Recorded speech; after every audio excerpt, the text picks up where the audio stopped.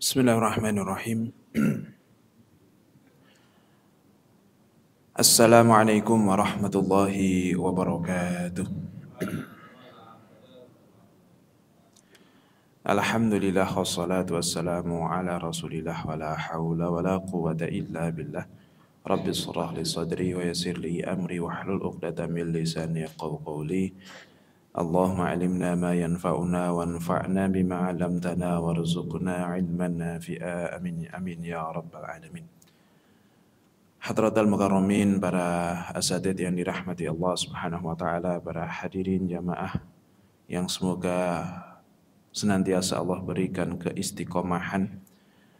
Alhamdulillah, puji syukur kehadirat Allah Subhanahu wa taala atas segala kenikmatan yang Allah berikan kepada kita, terutama nikmat iman, nikmat Islam, nikmat kesempatan untuk kita menjalankan kewajiban yaitu salat subuh. Dan insya Allah akan dilanjutkan dengan satu kajian yaitu terkait dengan judi online dalam pandangan fikih. Tak lupa salat serta salam mari kita sanjung sajikan ke junjungan kita Nabi Agung Muhammad SAW, dengan penuh harap semoga kita semuanya termasuk umat yang akan mendapatkan syafaat di yaumul qiyamah nanti. Amin amin ya rabbal alamin. Hadirin yang dirahmati Allah Subhanahu wa taala, jika kita membicarakan masalah judi, maka hal itu termasuk yang kemudian Rasulullah SAW bicarakan pula. Masalah perbuatan manusia dari bangun tidur sampai tidur lagi, itu semuanya pasti ada hukumnya. Ada di antaranya yang hukumnya boleh, ada yang hukumnya sunnah, ada yang hukumnya wajib, sebaliknya ada yang hukumnya makruh, dan juga ada yang hukumnya haram. Meskipun kemudian kita baru menemukan fenomena judi online itu saat ini, tetapi bukan berarti fikih Islam tidak punya tanggapan atau respon terhadap hal tersebut. Apapun kejadian yang akan terjadi, itu Islam sudah punya pandangan terhadap hal yang baru tersebut, meskipun mungkin ada sebagian perbedaan di antara para ulama. Akan tetapi di dalam masalah judi ini saya kira nanti tidak akan kita temukan perbedaan-perbedaan ulama yang signifikan terkait masalah hukumnya. Yang mana dalam bahasa Arab, judi itu atau bahasa fikih, judi itu sering dikenal dengan istilah maisir. Nanti kita akan temukan di beberapa ayat terkait masalah maisir ini. Seperti halnya dengan riba dan juga seperti halnya dengan khamr, maisir ini bukanlah sesuatu yang diharamkan sejak awal Islam. Judi ini awalnya adalah perbuatan yang belum diharamkan. Karena memang fase pertama Islam itu pembahasannya adalah pembahasan akidah. 13 tahun pertama Rasulullah di kota Makkah, itu diskusinya adalah terkait siapakah Tuhan. Maka belum membahas syariat yang sifatnya hukum yang sifatnya syariat, yang sifatnya adalah mana boleh, mana tidak boleh, mana wajib, mana yang bukan wajib, zakat wajibnya seberapa, puasa yang wajibnya di hari apa saja, itu belum. Kenapa? Karena sebelum kita mau melakukan itu semuanya, kita harus punya landasan. Kenapa kok kita harus melakukan itu? Maka memang pembahasan tentang akidah ini jauh lebih fundamental dan penting sebelum kita membahas tentang syariah. Seperti halnya kita sampaikan di kesempatan lalu bahwasanya riba itu hukumnya haram. Tapi kalau yang tidak memiliki keimanan akan mengatakan, Ustadz bedanya apa? Wong riba itu butuh modal, riba itu cari untung. Sama persis kayak jual beli itu butuh modal dan jual beli itu cari untung. Di dalam jual beli ya butuh kesepakatan, di dalam riba ya butuh kesepakatan. Terus bedanya apa? Terus kenapa kok harus haram? Kalau tidak punya landasan kenapa kita harus menjalankan syariat, maka pertanyaan-pertanyaan ini sering akan muncul. Ini maka satu hal yang harus kita tanam dulu adalah bahwasanya kita sudah selesai. Semua yang kemudian diharamkan oleh Islam itu harus dijalankan oleh kita. Kenapa? Ya karena Allah maunya begitu. Itu dasar paling fundamental dulu. Memang awalnya judi itu tidak haram. Sebagaimana seorang sahabat yang kita kenal sebagai sahabat yang luar biasa. Sahabat terbaik di antara sahabat yang ada, yaitu Sayyidina Abu Bakar, itu pernah melakukan judi. Yaitu tepatnya ketika turun surah Ar-Rum. Di situ kondisinya masih di Mekah. Sayyidina Abu Bakar ini kemudian diejek, diolok-olok sama orang kafir Quraisy. Ketika kemudian Romawi pada saat itu dikalahkan oleh Persia, maka orang Islam pun ikut terkena bully, Pak. Kenapa kok terkena bully? Karena Romawi itu agamanya Nasrani. Persia agamanya Majusi. Romawi atau Nasrani itu agama Samawi, sedangkan Persia itu agama penyembah makhluk seperti kafir Quraisy. Maka meskipun mereka tidak sama dalam agama, tetapi memiliki pengelompokan yang sama. Orang Islam dianggap lebih mirip Nasrani dan orang kafir Quraisy dianggap lebih mirip Majusi. Maka ketika kemudian Romawi kalah dari Persia, ghulibatir Rum fi adnal ardi wa hum min ba'di ghalabihim sayaghlibun fi bid'i sinin. Ghulibatir Rum, Romawi kalah. Ketika Romawi dikalahkan oleh Persia, maka orang kafir bilang begitu. Tuh temanmu yang sama-sama meyakini ada kekuatan langit dalam tanda kutip ya. Itu ujung-ujungnya kalah juga sama Persia yang cuma nyembah api. Lah kami itu nggak cuma nyembah api, kami itu nyembah berhalanya banyak. Tuhan kita itu banyak, yang belain kita banyak. Maka nasibmu itu akan sama kayak nasib orang Romawi saat ini. Apa? Kalah. Dibegitukan nggak terima. Apalagi turun surah Ar-Rum ini, ghulibatir Rum fi adnal ardi wa hum min ba'di ghalabihim sayaghlibun fi bid'i sinin. Romawi dikalahkan, tetapi nanti Romawi akan kembali mengalahkan Persia fi bid'i sinin, di dalam sekian tahun. Nah, bid'un itu antara 3 sampai 10. Maka ketika itu Abu Bakar langsung berinisiatif untuk ngajak taruhan, Mbak, sama orang kafir ini. Dan mengatakan, ketahuilah orang kafir, Romawi akan menang melawan Persia. Romawi akan bisa membalikkan keadaan sehingga bisa mengalahkan Persia. Oke, taruhannya berapa? Begitu, Pak. Taruhannya 10 ekor unta. Ketika taruhan 10 ekor unta, maka mereka deal berapa waktunya? Kapan Romawi akan mengalahkan? Abu Bakar mengatakan 3 tahun. Ternyata Pak, setelah 3 tahun, Romawi tidak kunjung bisa mengalahkan Persia. Maka ini membuat Abu Bakar As-Siddiq datang kepada Rasulullah. Ya Rasul, saya kalah judi. Kenapa? Saya judi dengan orang kafir Quraisy dan taruhannya adalah Romawi akan bisa mengalahkan Persia. Kalau Romawi menang, maka saya yang menang. Tapi kalau Romawi kok tidak kunjung menang sampai 3 tahun dari peristiwa itu, maka saya kalah. Ternyata Romawi nggak menang-menang, Pak, sampai 3 tahun itu. Nah, maka Abu Bakar mengatakan, ya Rasulullah, padahal di surah Ar-Rum sudah dikatakan, fi adnal ardi wa hum min ba'di ghalabihim sayaghlibun.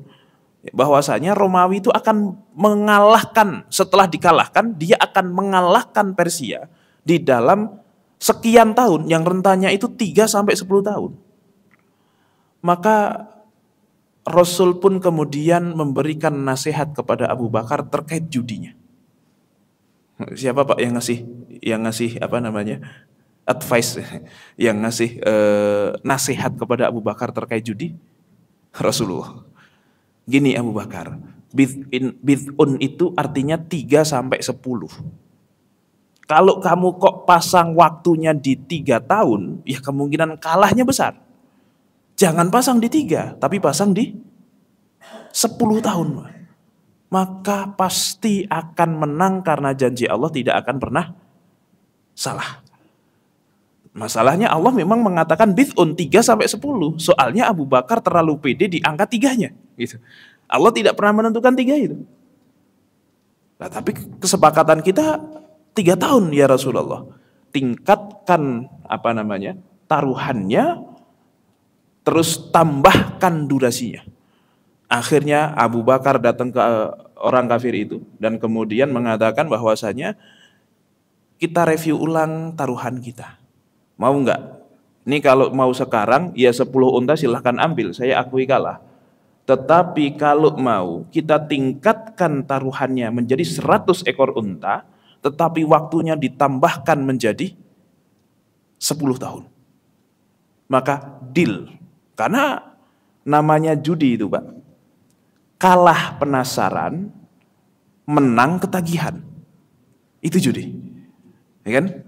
Kalah penasaran, kalau menang ketagihan. Itu orang kafir ketagihan. Oh saya menang 10 nih, bisa kali jadi 100. Kan begitu. Akhirnya kemudian deal. Ditunggu, sampai kemudian Rasulullah dan para sahabat termasuk Abu Bakar hijrah ke kota Madinah. Barulah kemenangan Romawi atas Persia itu terjadi dan Abu Bakar As-Siddiq memenangkan pertaruhan 100 ekor unta dan beliau mendapatkan 100 ekor unta. Alhamdulillah. Berkat siapa Pak? Siapa yang ngasih nasihat itu? Siapa konsultannya Abu Bakar pada saat itu? Rasulullah. Dalam hal apa? Tapi masalahnya di saat Abu Bakar itu menang ternyata judi sudah diharamkan. Yaitu turun ayat ya ayyuhalladzina amanu innamal khamru wal maisiru wal ansabu wal azlamu rijsun min amali syaitan fajtanibuhu la'allakum tuflihun. Al-Maidah ayat 90.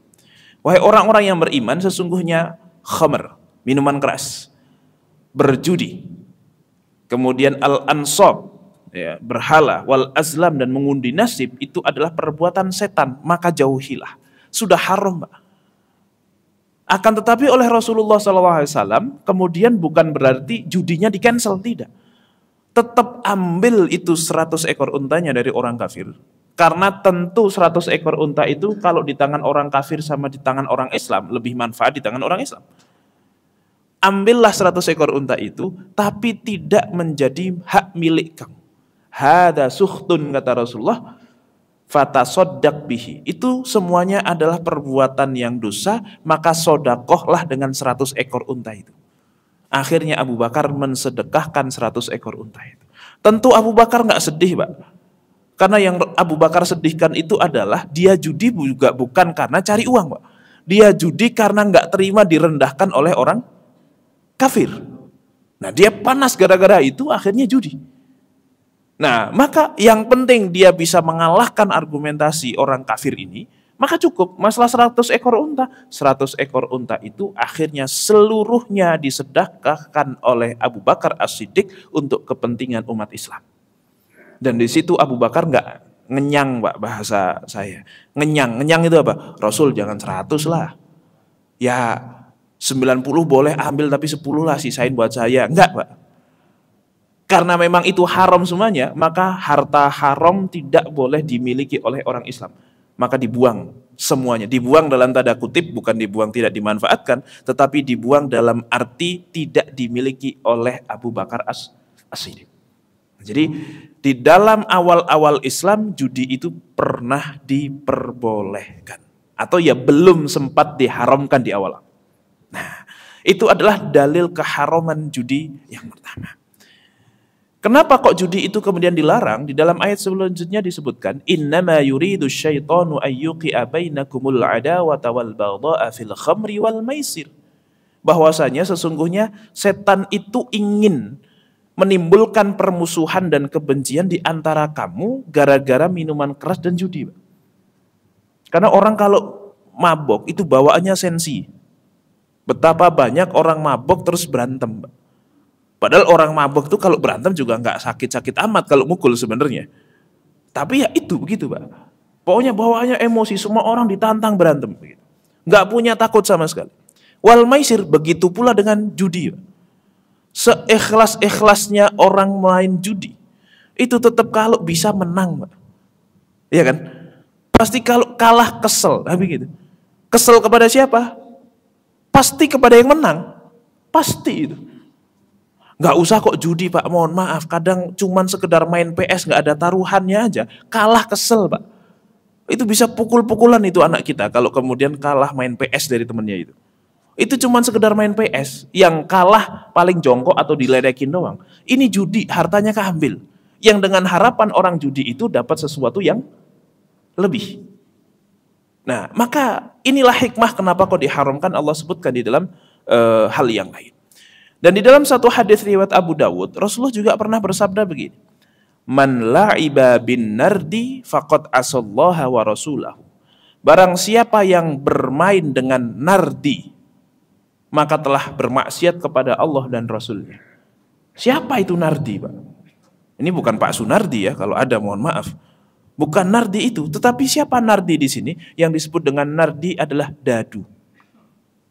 Berarti main dadu itu telah bermaksiat kepada Allah dan Rasulnya. Pertanyaannya, apakah dadunya yang bermasalah? Para ulama mengatakan atau mengambil kesimpulan dari hadis ini, yang diharamkan dari hadis ini adalah perbuatan judi, bukan dadu. Kenapa kok disebutkan Rasul pengen mengharamkan judi tetapi dadu yang disebutkan? Karena memang zaman itu dadu identik dengan judi. Kalau ada dadu ya itu permainan judi pasti. Nah, jadi an-nardi itu artinya adalah dadu.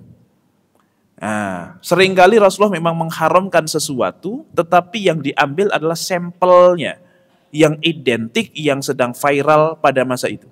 Contohnya adalah dadu untuk perbuatan judi. Oke. Nah, maka apa yang disebut sebagai maisir itu? Imam Malik memberikan satu pengertian bahwasanya yang disebut sebagai maisir itu, atau Imam Syafi'i memberikan satu pengertian, muwadha'atu baina itsnaini ala malin yaduru bainahuma fi syaqqaini fayakunu kullu wahidin minhuma imma ghaniman wa imma ghariman.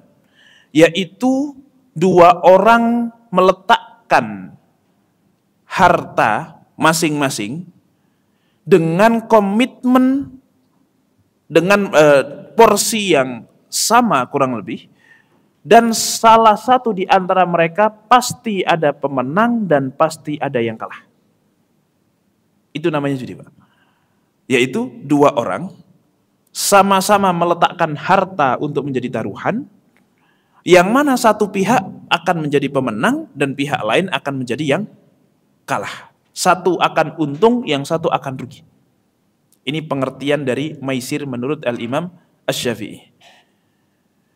Dan di dalam pengertian yang lain dikatakan bahwasanya, kata Sulaiman Al-Mulahim, dikatakan kullu mukhataratin yu'allaku tamyizu mustahiqil ghunmi wal mulzimu bil ghurmi min jami'il musyarikina fiha ala amrin takhfa 'aqibatuh. Yaitu setiap untung-untungan yang kemudian keuntungan seseorang itu digantungkan atas suatu hal yang mana masing-masing pihak bisa punya kesempatan untung dan pihak lain punya kesempatan untuk rugi atas dasar sesuatu yang tidak diketahui hasil akhirnya. Ini pengertian itu selalu begitu, Pak. Nggak gampang dipahami. Maka kita coba untuk breakdown lebih lanjut lagi. Apa yang dimaksud dengan perjudian itu? Tetapi sebelum ngomongin hal itu, maka kita perlu penjelasan dulu terkait hukum asal perlombaan. Karena nanti identik nih antara judi dengan lomba itu identik tuh Pak, agak mirip itu. Nanti kita akan sebutkan apa bedanya. Sebenarnya perlombaan sendiri itu hukumnya boleh Pak. Sebagaimana disebutkan oleh Al-Imam Ibnu Abdin, wa ammas sibaku, adapun perlombaan bila ju'lin, tanpa adanya taruhan, fayajuzu fi kulli syai', maka hukumnya boleh dalam segala hal. Jadi Pak, lomba renang, cepet-cepetan lari, jago-jagoan main catur, apalagi Pak, itu boleh selama tidak ada taruhannya. Itu kata Ibnu Abdin. Kenapa? Karena memang dulu Rasulullah SAW sempat melakukan hal itu di akhir-akhir usia beliau. Dengan siapa? Yaitu dengan Ibunda Aisyah radhiyallahu taala anha. Apa yang dilakukan? Yaitu Rasulullah SAW melakukan lomba lari dengan Aisyah. Dikatakan dalam hadis riwayat Abu Dawud, annaha kanat ma'an Nabi SAW fi safarin, qalat fasabaqtuhu ala rijlayya. Dulu aku tuh sama Rasulullah kalau lagi perjalanan safar, itu sering lari untuk lomba, sering kemudian lomba lari. Yuk, biar nggak bosen gitu mungkin Pak ya. Ya ini juga salah satu bentuk romantisme Rasulullah dengan istrinya. Diajak lomba lari Pak. Ya, lomba lari, Aisyah kemudian lari dengan Rasulullah. Nah ini ibu-ibu masih sering diajak lomba lari apa enggak nih sama bapak-bapak? Itu romantisme Rasulullah. Mungkin kalau zaman sekarang bukan lomba lari kali ya. Lomba apa Pak kira-kira? Ya muterin mall lah gitu kurang lebih. Itu romantisme untuk ibu-ibu tuh mungkin sekarang seperti itu. Sambil nenteng sesuatu itu. Nah, kemudian di awal masa Rasulullah, di awal-awal pernikahan, di awal-awal Rasulullah nyampe ke kota Madinah, itu Aisyah masih yang menang. Kenapa? Karena badannya masih singset, masih bagus, belum terlalu berat begitu. Maka Aisyah masih menang tuh. Dan usia Rasulullah sudah 50-an itu. Sudah 50-an. Usia Aisyah masih kemudian mungkin belasan. Dan jangan, mohon maaf, Aisyah itu dinikahi oleh Rasulullah di usia 9 tahun. Kecil nggak itu? Lihatlah anak kecil kita yang 9 tahun kayak gimana. Tetapi saya pastikan Aisyah usia 9 tahun di masa itu beda jauh sekali dengan anak kita yang usia 9 tahun. Jangankan usia 9 tahun, mohon maaf usia 23 tahun saja sampai saat ini kebanyakan anak kita masih minta duit sama maknya. Artinya kedewasaan itu jauh beda Pak.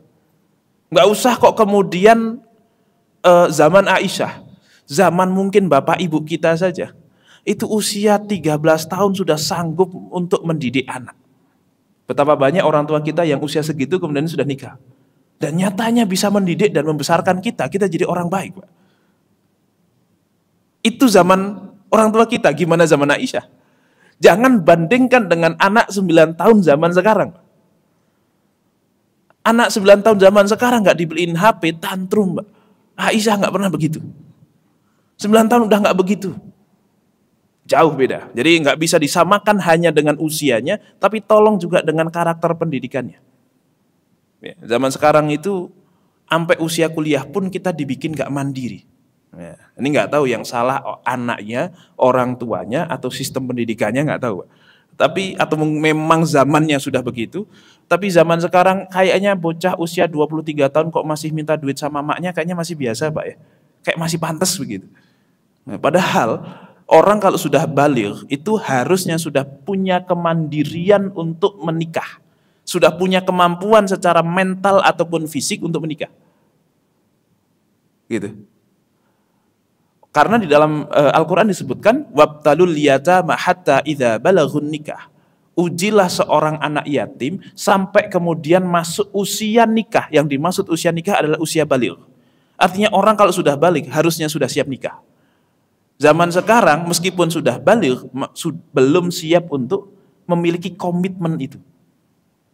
Nikah tuh yang berat kan komitmennya, Pak. Kalau cuman mohon maaf berhubungan laki-laki perempuannya, kayaknya semua orang bahkan zaman sekarang malah lebih cepat itu. Keinginan untuk melakukan itu, tetapi komitmennya yang nggak ada. Oke, tapi kembali lagi. Aisyah dulu masih muda. Kemudian, falamma hamaltul lahma sabaqtuhu fasabaqani faqala hadhihi bitilkas sabaqah. Di saat Aisyah sudah mulai usianya ya mungkin menginjak 20-an dan badannya sudah tidak sama dengan usia saat itu, ya, yang masih kemudian muda belia. Akhirnya Rasulullah lah yang menang perlombaan lari antara Rasulullah dengan Aisyah. Kemudian di akhir apa kata Aisyah? Setelah sekian tahun nih Pak, kemenangan ini membalas kekalahanku zaman dulu. Wah gitu Pak. Artinya meskipun itu bercanda, tentu yang namanya Rasulullah dengan tidak ada taruhan sama sekali, tetapi ini menunjukkan romantisme. Tapi intinya adalah ternyata lomba cepet-cepetan lari itu dilakukan oleh Rasulullah SAW boleh selama tidak ada taruhannya. Oke. Nah, sebagaimana Ibnu Qudamah kemudian menjelaskan dengan wal musabaqatu ala darbaini. Yang namanya perlombaan itu ada dua macam. Musabaqatun bi ghairi iwadin, perlombaan tanpa adanya taruhan, wa musabaqatun bi iwadin, dan perlombaan yang ada taruhannya. Fa ammal musabaqatu bi ghairi iwadin fatajuzu mutlaqan min ghairi taqyidin bi syai'in muayyanin.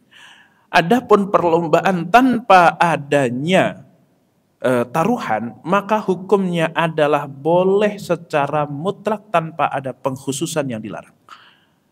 Maka diperbolehkan untuk kita melakukan perlombaan tanpa adanya iwad. Oke. Kemudian yang berikutnya, apa saja yang disebut sebagai judi tadi? Untuk membreakdown pengertian dari judi. Sesuatu apa yang membedakan antara perlombaan dengan judi? Antara sayembara dengan judi, antara lomba 17-an dengan judi, itu apa? Karena lomba 17-an itu Pak, ada hadiahnya, ada perlombaannya. Itu judi apa enggak? Bisa judi Pak, bisa judi. Bisa tidak, tergantung nanti bagaimana mekanismenya. Maka unsur-unsur di dalam judi itu, yang pertama adalah adanya taruhan harta yang berasal dari kedua pihak yang berjudi. Itu hal pertama yang harus ada dalam judi. Sesuatu akan disebut judi jika ada taruhannya yang berupa harta dari kedua belah pihak yang melakukan judi. Itu adalah unsur yang pertama. Ada taruhan dan harus dari kedua belah pihak. Karena taruhannya hanya dari satu pihak, maka tidak disebut judi. Oke, satu Pak, ada taruhan, dua dari kedua belah pihak. Karena kalau hanya dari salah satu pihak, maka bukan judi namanya, tapi ju'alah. Ju'alah itu sayembara. Gampangnya sayembara. Contohnya apa? Bedanya apa? Misalnya gini Pak, saya nantang catur sama salah satu jamaah. Pak, yuk main catur sama saya. Terus saya bawa duit 500.000, Bapak juga bawa duit 500.000. Pokoknya yang menang ngambil 1 juta ini, yang kalah nggak dapat apa-apa. Judi atau bukan ini Pak? Judi. Kenapa? Karena taruhan berasal dari kedua belah pihak. Tetapi kalau misalnya gini, Pak, saya itu jago catur. Siapapun yang bisa ngalahin saya, silahkan saya membuka tantangan ini untuk siapapun. Yang bisa mengalahkan saya, maka akan saya kasih duit 1 juta. Tapi kalau yang kalah nggak usah ngapa-ngapain. Pokoknya kalah, mengakui saya itu jago gitu aja. Ini judi atau bukan? Bukan. Kenapa? Karena taruhan bukan berasal dari seluruh pihak. Maka sebagian ulama mengatakan bahwasanya bagaimana kalau lomba lari atau lomba mancing misalnya Pak. Nah ini sekarang judi itu nggak cuman online sebenarnya. Nanti saya akan sebutkan beberapa judi yang ada di sekitar kita. Mungkin kalau judi online malah jenengan-jenengan ini juga nggak paham Pak. Modelnya kayak gimana, bayarnya kemana, dapat duitnya dari mana. Mungkin banyak yang tidak paham karena bukan pelaku. Saya pun juga nggak paham-paham amat secara kemudian kemana nyetornya, apa saja medianya, begitu. Ya. Nah, bagaimana kalau misalnya ada 10 orang melakukan lomba lari, yang mana yang taruhan cuman 8 orang, 2 orangnya tidak ikut taruhan. Tetapi 2 orang itu memiliki potensi menang yang sama dengan 8 orang yang lain. Ini kan berarti taruhannya bukan dari seluruh peserta, tapi hanya sebagian peserta. Ini masuk judi atau tidak, Pak? Masuk judi atau jualah tadi? Sebagian ulama mengatakan ini sudah jualah, sudah bukan judi. Kenapa? Karena kalau judi itu semuanya potensi menang, tapi semuanya juga potensi kalah. Sedangkan dalam 10 orang yang 8 bayar, yang 2 tidak, itu ada 2 orang yang potensi menang, tapi tidak pernah berpotensi kalah. Maka ini namanya muhallil di dalam judi. Menjadikan judi itu menjadi jualah. Dan jualah hukumnya halal, sebagaimana kemudian di dalam kasusnya Nabi Yusuf ketika kemudian waliman ja'a bihi himlu ba'irin wa ana bihi za'im, kata beliau. Nafqidu suwa'al malik. Kami kehilangan gelasnya raja yang terbuat dari emas. Maka siapapun yang bisa menemukan gelas itu akan saya berikan. Akan saya berikan makanan pokok sebesar bawaan unta. Pada saat itu sedang terjadi paceklik kan?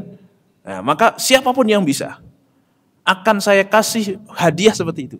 Nah, inilah yang disebut sebagai jualah.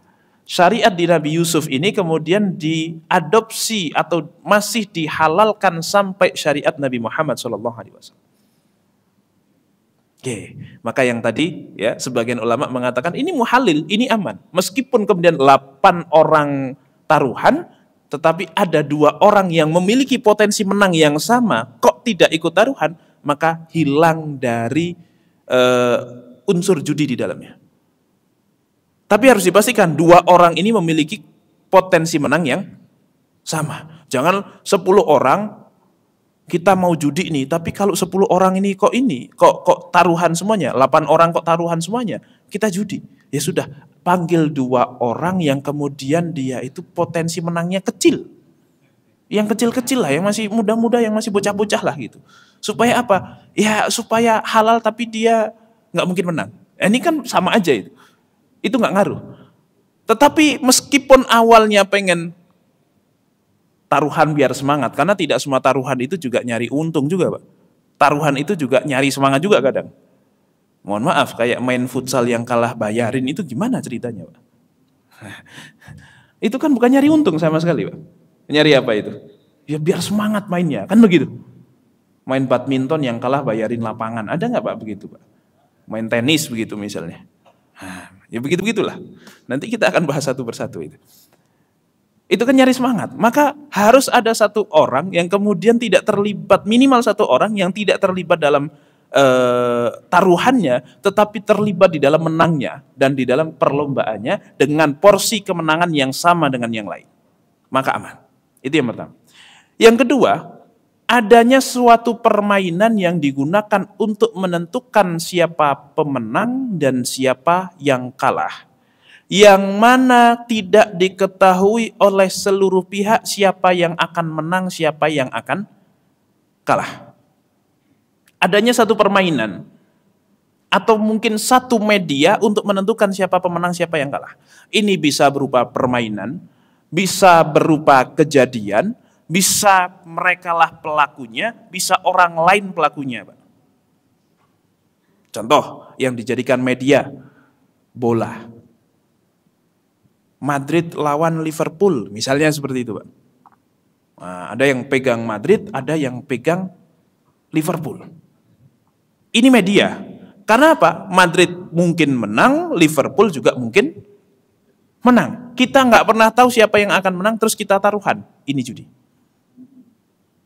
Oke, ini orang lain yang melakukan. Kalau kita sendiri yang melakukan dengan ketangkasan kita, main futsal misalnya, yang menang nggak perlu bayar lapangan, yang kalah harus membayarkan lapangan. Itu judi atau bukan? Tapi kan dengan ketangkasan kita, judi atau bukan, Pak? Judi. Karena kemungkinan menang dan kalahnya ada semuanya. Oke. Atau mungkin sekedar nebak-nebakan, Pak. Kadang ya Pak, zaman dulu kecil-kecil kita, nebaknya adalah nunggu mobil di pinggir jalan. Karena di kampung itu kan jarang mobil lewat, Pak. Maka kita nebak. Nih, abis ini mobil yang lewat platnya ganjil apa genep nih. Kalau genep menang saya, kalau ganjil menang situ. Kan gitu. Ini meskipun bukan permainan ini, cuma nebak kejadian yang akan datang. Dan kita sama-sama nggak tahu apa yang akan terjadi. Maka itu namanya judi. Ya. Intinya ada satu media yang tidak diketahui siapa yang akan dimenangkan oleh media tersebut untuk menentukan siapa pemenang, siapa yang kalah. Kemudian yang ketiga, keuntungan yang diperoleh sebagian pihak itu merupakan kerugian dari pihak yang lainnya. Nah, ini juga satu hal yang penting. Keuntungan satu pihak merupakan kerugian pihak yang lain. Jadi Pak, kalau judi itu, misalnya kita taruhan bola, saya pegang klub A, jenengan pegang klub B. Kalau saya menang, maka pasti jenengan yang kalah. Kalau jenengan menang, berarti pasti saya yang kalah. Maka keuntungan yang didapatkan oleh jenengan, itu merupakan kerugian yang saya harus alami. Bisa dipahami Pak di sini? Maka jika keuntungan adalah kerugian pihak lain, inilah yang disebut sebagai maisir atau judi.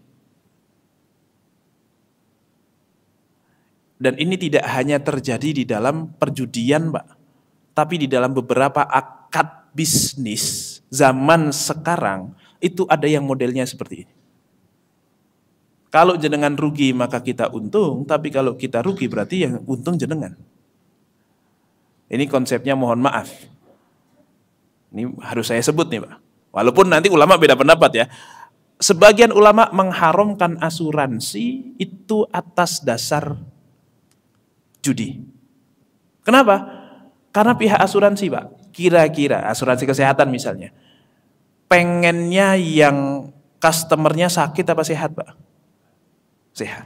Kenapa? Karena dengan customernya sehat, bayar premi terus, maka pihak asuransi itu untungnya makin besar.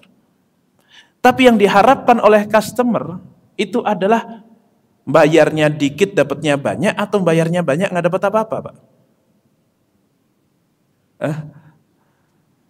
Ikut asuransi kan supaya kalau sakit, nah jadi gini Pak, peserta asuransi itu lebih untung kalau dia baru ikut patungan 2 kali, tapi langsung sakit habis banyak, atau lebih untung sudah 10 tahun atau 20 tahun ikut asuransi, tapi nggak pernah merasakan manfaat klaimnya Pak.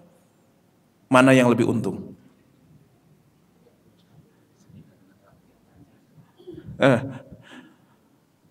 Baru ikut sebentar langsung dapat manfaat banyak, karena habis itu langsung sakit menghabiskan duit banyak, atau kemudian 20 tahun ikut asuransi tapi nggak pernah memanfaatkan asuransi itu yang rugi yang mana, yang untung yang mana tuh?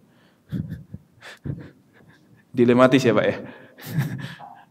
Mau bilang yang pertama kok harus sakit biar dapat untung, mau bilang yang kedua kok kemudian ngapain saya ikut asuransi kalau gitu, kan gitu.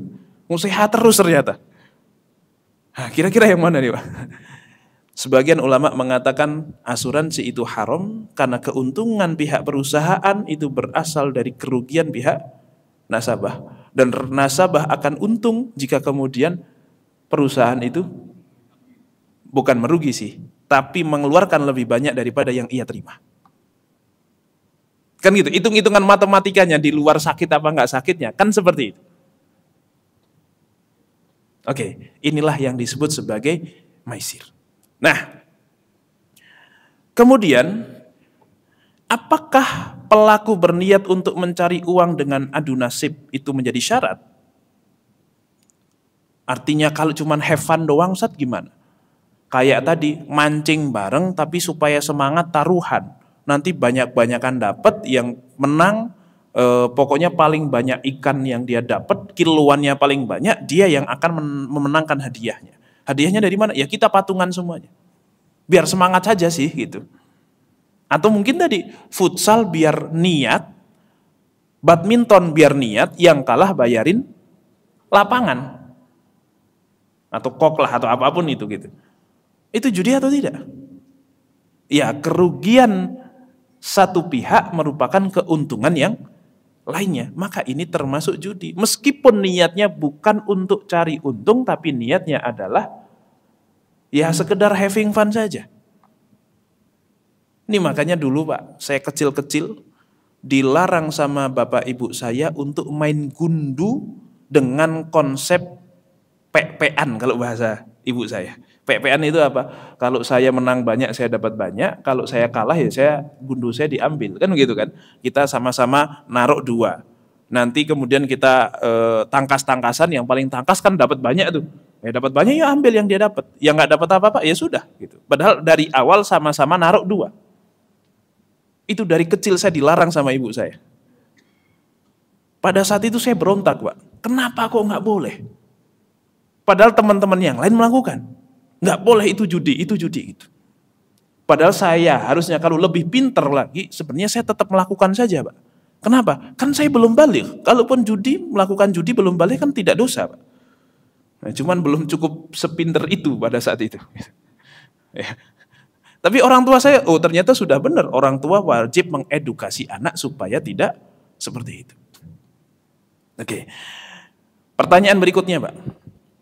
Berarti kalau beli saham, itu kira-kira ada untung-untungannya nggak Pak tuh? Ada untung-untungannya nggak itu? Beli saham tiba-tiba naik 3 kali lipat. Atau beli saham, naruh investasi di saham, beli saham tiba-tiba turun drastis 3 kali lipat. Uangnya tadinya 1 miliar jadi 3 miliar. Sedangkan ada orang beli saham di perusahaan lain, uangnya awalnya 3 miliar, jadi nilainya cuma 1 miliar. Itu judi atau bukan tuh Pak? Judi atau tidak?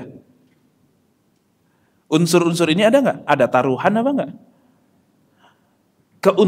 Keuntungan kita merupakan kerugian orang apa bukan?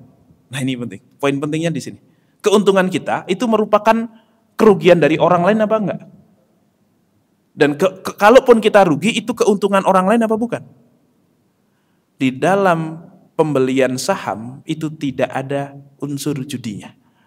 Bahwasanya kita tidak bisa memastikan apa yang akan terjadi di masa depan atas saham itu, ya sama persis kayak kita mau buka usaha Pak. Kayak kita mau jualan, pas kita mau jualan itu pengennya untung. Tapi pasti untung atau bisa rugi Pak? Bisa untung, bisa rugi. Apakah ini untung-untungan yang hukumnya haram? Tidak. Kenapa? Karena kalaupun pas jualan kok kita berhasil, kira-kira ada yang dirugikan atau tidak? Keberhasilan kita itu merupakan kerugian orang apa bukan? Bukan. Maka kayak saham pun Pak. Perusahaan pengennya saham dia naik terus atau turun setelah kita beli?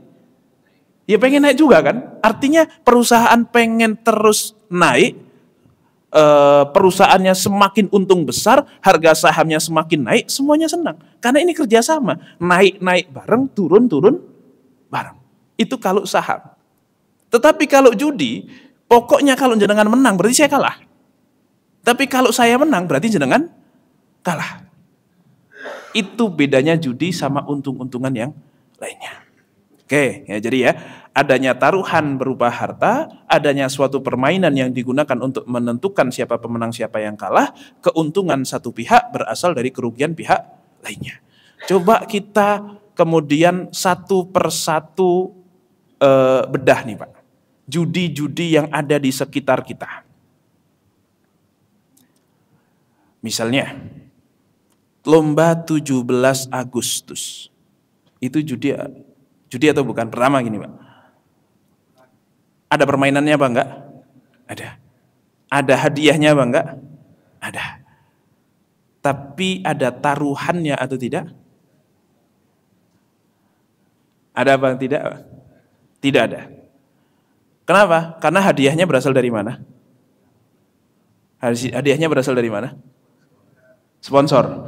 Kalau hadiah dari sponsor, maka bukan judi. Karena para peserta kalaupun kalah, ya nggak dapat apa-apa. Tapi nggak rugi apa. Yang menang, oke, yang menang dapat keuntungan, tapi yang kalah tidak dapat kerugian. Itu kalau dari sponsor. Pertanyaannya, kalau hadiah dari iuran peserta lomba, judi atau bukan, Pak? Kenapa? Karena setiap orang ketika kalah berarti rugi. Tapi ketika menang dia akan dapat untung yang lebih daripada uang yang dia setorkan. Maka setiap perlombaan yang pakai uang peserta untuk dijadikan sebagai hadiah, maka berpotensi untuk menjadi judi. Ya, kadang Pak perlombaan kan begitu, lomba apa? Lomba nyanyi lah, lomba badminton, lomba mancing. Ya, sebagian begitu Pak, lomba mancing itu ada uang registrasi. Oke, selain registrasi untuk misalnya kit gitu, dia di situ dapat makan siang, dapat parkir, dapat mancing. Karena mancing kan juga wahana juga kan gitu. Tapi juga dari uang peserta akan dijadikan sebagai hadiah. Ini masalah. Oke. Kemudian yang berikutnya, bagaimana kalau ada dua orang saling memotivasi untuk cepet-cepetan ngafal juz 30, tapi aturannya begini Pak, yang hafal duluan akan ditraktir di restoran A. Oleh siapa? Yang belakangan selesai. Wah, jadi cepet ngafalnya Pak. Kenapa? Karena kalau kalah harus naktir, tapi kalau menang akan ditraktir. Cuman medianya atau barometernya siapa yang menang siapa yang kalah adalah menggunakan cepet-cepetan ngafal Quran. Nah, kira-kira ini judi apa bukan ya Pak? Ngafal Quran loh Pak. Kenapa kok judi? Karena yang satu potensi menang dan kemenangan satu pihak adalah potensi kerugian pihak lain. Intinya itu. Oke, lanjut lagi Pak. Pernah ketemu dengan pedagang kelontong-kelontong itu Pak, yang jualan permen telur cicak Pak, yang ada nomor-nomornya itu. Pernah lihat? Harganya sama permennya kayak nggak seimbang, ya kan? Permennya satu biji doang, harganya katakanlah kalau zaman sekarang 1.000 perak. Padahal 1.000 perak itu sudah dapat lebih daripada sebiji kalau kita beli permennya. Tapi kenapa kok kita tetap beli padahal permennya cuma segitu? Karena ada potensi kita memenangkan hadiah yang harganya lebih dari 1.000.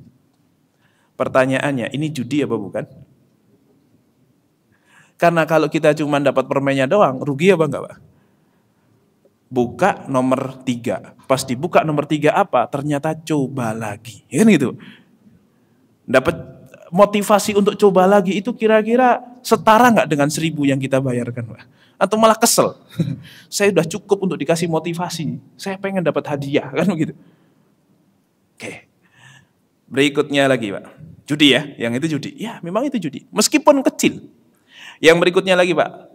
Main ke kid zone atau ke permainan bocah-bocah kecil itu. Masukkan koin, terus kita punya kesempatan untuk narik plek ngambil boneka, kalau dapat, kalau enggak ya enggak dapat apa-apa. Capit boneka. Kira-kira itu judi atau bukan, Pak? Kenapa kok judi?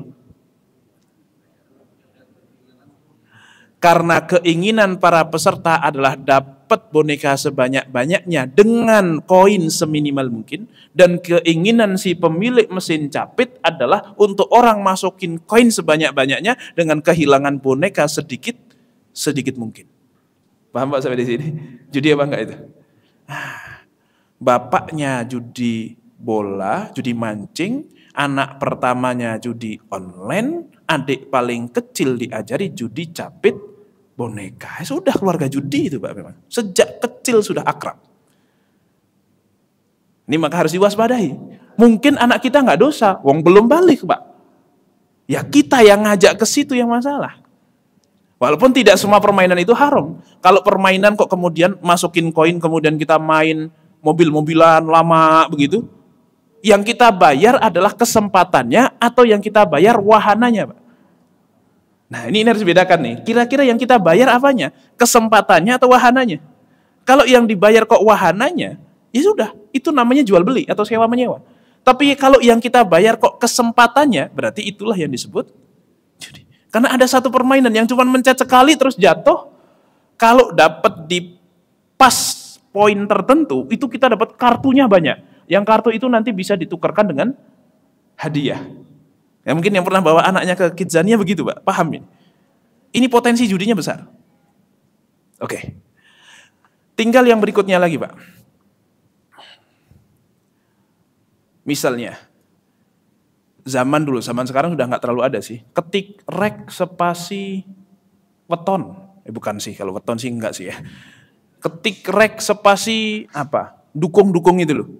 Dukung peserta Indonesian Idol lah, atau AFI lah, begitu.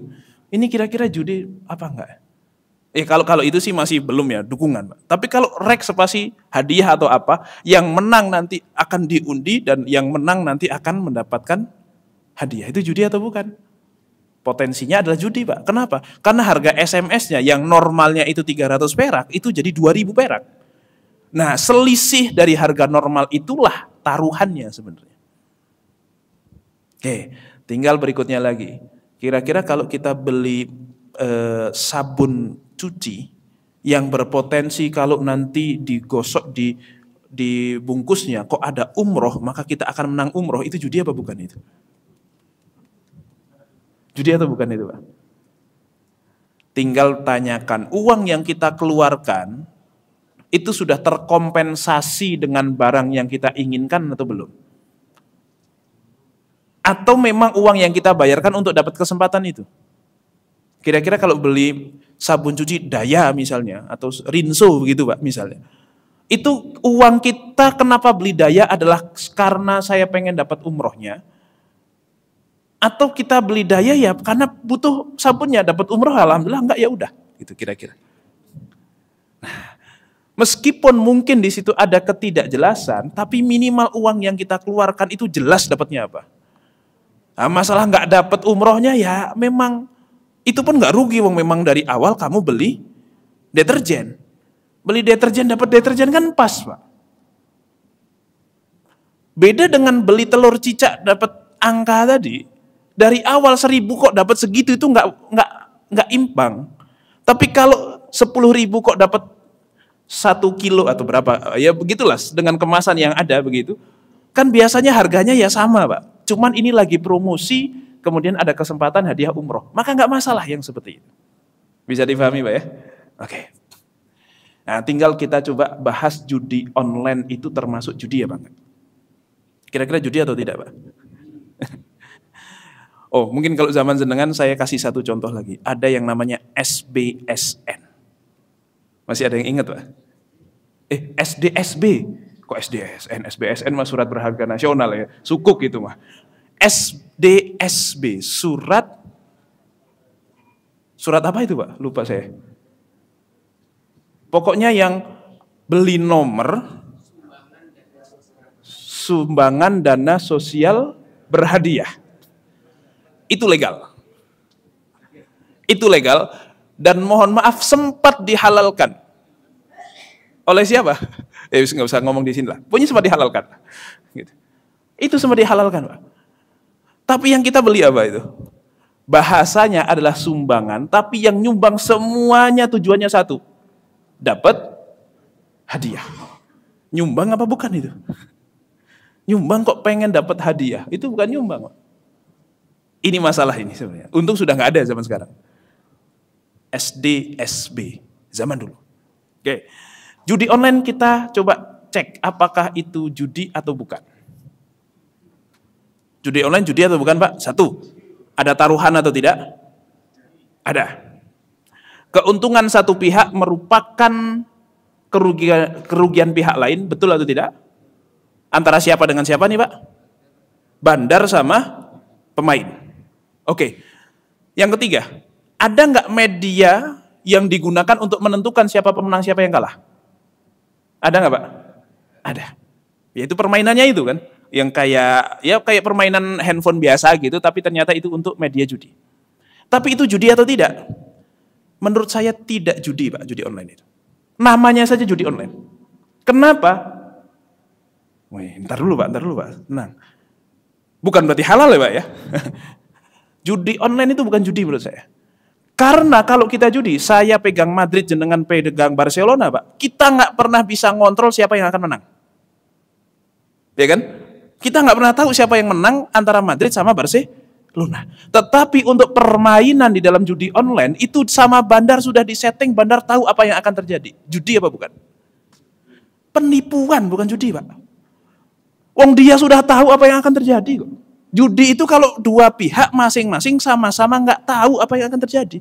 Ini satu pihak sudah tahu, yang satu nggak paham. Itu namanya penipuan.